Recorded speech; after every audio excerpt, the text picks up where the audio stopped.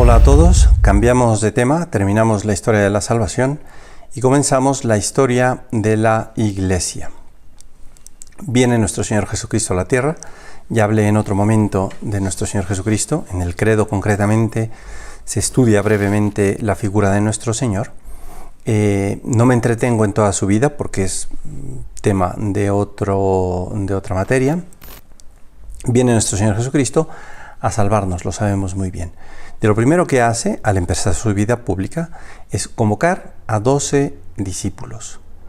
Estos 12 discípulos no podemos olvidar que tienen un paralelo con las 12 tribus de Israel.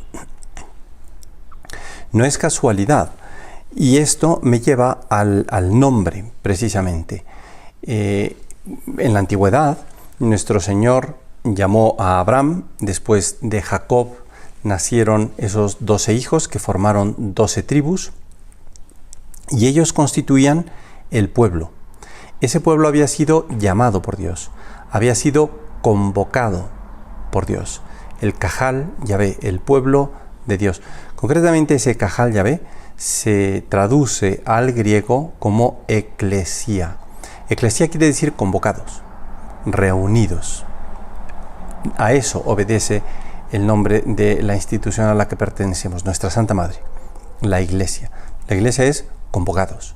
Somos el nuevo pueblo de Dios. En el Antiguo Testamento, Dios, para salvarnos, convocó a un pueblo con 12 tribus. En el Nuevo Testamento, nuestro Señor llama a un nuevo pueblo con 12 cabezas, los 12 apóstoles o los 12 discípulos. Nuestro Señor, en esos 3 años de vida pública, da una serie de pasos muy concretos que, cuando se estudia la materia de la Iglesia, se definen como pasos fundacionales. Son momentos en los que nuestro Señor revela su voluntad de fundar una iglesia. Además de la llamada de los 12, está la designación de Pedro como el príncipe de los apóstoles. Es una escena muy interesante que escribe el apóstol San Mateo. San Mateo concretamente es evangelista y apóstol de nuestro Señor. O sea que en su evangelio escribe algo de lo que habría sido testigo presencial, es decir, de primera mano. Nuestro Señor los convoca, a Simón le cambia el nombre, cosa que no es rara en las Escrituras, y lo bautiza con el nombre de Pedro, piedra. Tú eres Pedro, y sobre esta piedra edificaré mi iglesia. En esa ocasión, nuestro Señor le confiere a Pedro las llaves del reino. Unas llaves, un poder, una jerarquía también se derivará de eso. Un poder verdaderamente único. Bien, bueno, otro momento, podríamos decir, fundacional es la institución de la Eucaristía, así como el pueblo luego se congregaría en torno a esa solemnidad de la Pascua. Concretamente, de cara a la Iglesia, nuestro Señor instituye la Eucaristía y nos la deja como esa tremenda herencia. El Papa San Juan Pablo II escribió un documento en el que sus primeras palabras dicen eso precisamente. La Iglesia vive de la Eucaristía. ¿En torno a qué se congrega la Iglesia? Pues a la Eucaristía. ¿Para qué son todos esos templos? Poco para cambiar el término, pero iglesias, catedrales, basílicas en las que nos congregamos. Son para la celebración de la Eucaristía, para unirnos con nuestro Señor Jesucristo. Bien, de manera que la institución de la Eucaristía es también un momento fundacional, no solo por la institución, sino porque además nuestro Señor les confiere a los apóstoles la potestad de celebrar la Eucaristía. Cuando les dice, haced esto, hagan esto en memoria mía, en conmemoración mía, les está dando ese poder. Es decir, los ordena sacerdotes, algo que ya estudiamos también cuando hablamos del sacerdocio. Bien, pues decíamos, distintos actos fundacionales que se complementan con la venida del Espíritu Santo. Muere nuestro Señor, resucita, asciende a los cielos, viene el Espíritu Santo, que les da una fuerza especial a los apóstoles para ir a los 4 puntos cardinales. No lo tienen todo fácil, no lo tienen todo hecho. Valdría la pena ponerse un poco en los zapatos de los discípulos. Uno se puede imaginar, ¿no? Nuestro Señor se va a los cielos y después, ¿qué? Muchachos, ¿y ahora? Pues ahora vámonos. ¿A dónde? A todos lados. Y van a pues, Roma, a todas las ciudades griegas, alguno llegaría a Egipto, a la India, conscientes de que tienen que transmitir ese mensaje. Eso es la Iglesia, transmitir ese mensaje. Y el que buenamente le guste y al que buenamente quiera apuntarse, pues órale, y se trata de esto. Se podría decir, y me parece que para esto pueden ayudar estas clases, que el cristiano es alguien que voluntariamente es, punto. En realidad, a nadie nos han obligado. Pero bueno, pues resulta que los discípulos pues, son conscientes de que tienen el contenido de una verdad muy impresionante, uno que vino, los quiso, se hizo amigo de ellos, murió por ellos, lo vieron, verían la silueta de nuestro Señor en la cruz, habían visto cuando cae la cabeza, muere, resucita y luego pasa un tiempo con ellos y los anima a ir a todo el mundo a decir esto precisamente, que se han abierto las puertas de los cielos. Pues eso es la Iglesia, en eso consiste la Iglesia. ¿Qué hacen los discípulos? Bueno, pues como primera medida prácticamente se dan cuenta de que son 11 y nuestro Señor había querido a 12. Uno se había perdido en el camino. Nombran a un 12avo, echan suertes, el Espíritu Santo pues los iluminará, ¿no? Y escogen al 12avo. Matías sustituye a Judas en el colegio de los apóstoles. Bien, pues ahora son 12, una vez más, vámonos.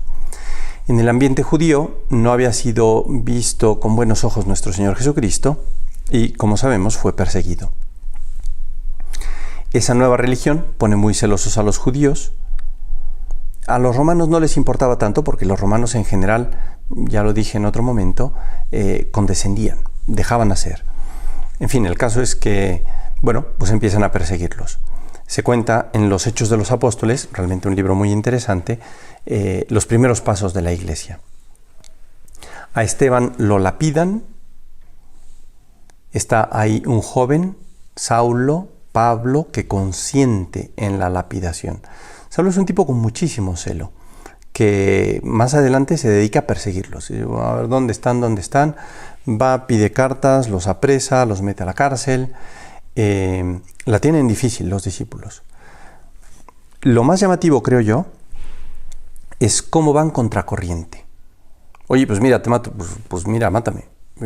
Pero vamos a ver, o sea, si me matan aquí se acaba todo. Bueno, si me matan, resulta que no se acaba todo, porque vendrá otro y otro y otro. Y así pasa. Se empiezan a reproducir los cristianos prácticamente pues con la sangre de los mártires. San Agustín me parece que es el que dice que no tendríamos a San Pablo si no hubiera sido por el testimonio de Esteban. Bien, bueno, pues no la tienen fácil los discípulos, empiezan a irse. ¿Qué saben? Pues no saben nada, no tienen mandamientos, no tienen sacramentos o no son conscientes de los sacramentos que tienen. No tienen historia, no tienen magisterio de la Iglesia, no tienen nada. Lo único que saben es que tienen que instaurar una nueva religión. De hecho, ese es el paso, digamos, más importante que se da en la antigüedad cristiana, en esa primera generación de cristianos. Hay judíos que se van convirtiendo, lo que pasa es que los judíos se atienen a sus ritos. Y claro, pues ahí los discípulos, hay quien dice que sí, quien dice que no, que sí, que no. San Pablo dice, vamos a ver, o sea, no es la ley la que nos salva, la ley de Moisés, sino la fe, como fue salvado Abraham, que creyó. Abraham creyó y entonces fue salvado. Bien, tiene lugar en el año 49 un concilio, se reúnen los apóstoles, el concilio de Jerusalén, un momento importante en la vida de la Iglesia. Lo cuenta con toda sencillez el libro de los Hechos de los Apóstoles, que pues dice Pedro, se nos ha ocurrido al Espíritu Santo y a nosotros, ¿verdad?, decir esto. El Espíritu Santo va a ir de la mano de la Iglesia todo el tiempo. Eso es muy importante decirlo. Vamos a encontrar tiempos muy tormentosos en la historia de la Iglesia, pero hay que tener en cuenta que el Espíritu Santo siempre la va a asistir. Por eso nuestro Señor le prometió a San Pedro y a los apóstoles, ¿no? Las puertas del infierno no prevalecerán contra ella. Bien, se va poniendo más o menos de moda perseguir a los cristianos. Pablo llega a Roma, Pedro llega a Roma, por ahí del año 60, 63, 64, son tiempos de Nerón, el emperador. Tiene lugar un incendio en la ciudad de Roma. Los historiadores dicen que no fue ocasionado por Nerón. Muchas veces se le ha atribuido a Nerón.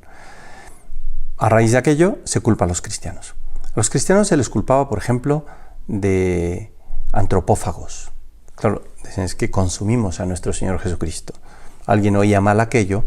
Bueno, es que tienen unos cultos raros, ¿no? Se comen entre ellos. Fueron acusados de no ser leales a la religión del imperio.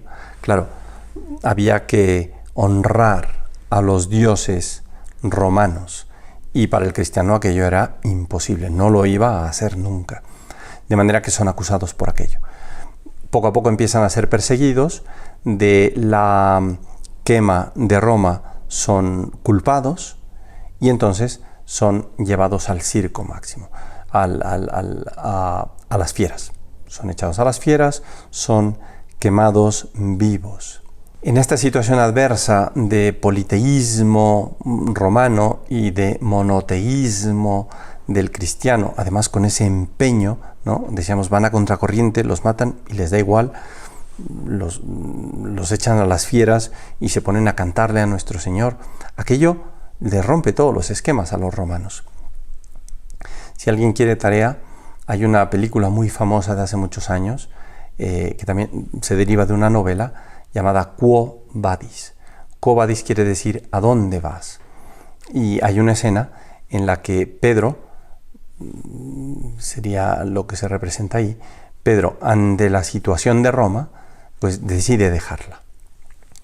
Abandonando Roma, se encuentra a nuestro Señor. Y ante su sorpresa, Pedro le dice, Señor, ¿a dónde vas? Quo Vadis. Y le dice, según esto le dirá a nuestro Señor, voy a Roma a morir de nuevo, porque tú no eres digno. Y San Pedro se regresa a Roma, entiende el mensaje, regresa a Roma y muere crucificado. Cuando le dan la sentencia, dice, yo no puedo morir como mi Señor. Dicen, bueno, eso lo podemos modificar. Y lo crucifican boca abajo, hacia el año 64. Bien, este es el principio de muchos capítulos, creo yo. Aquí lo dejo. Muchísimas gracias.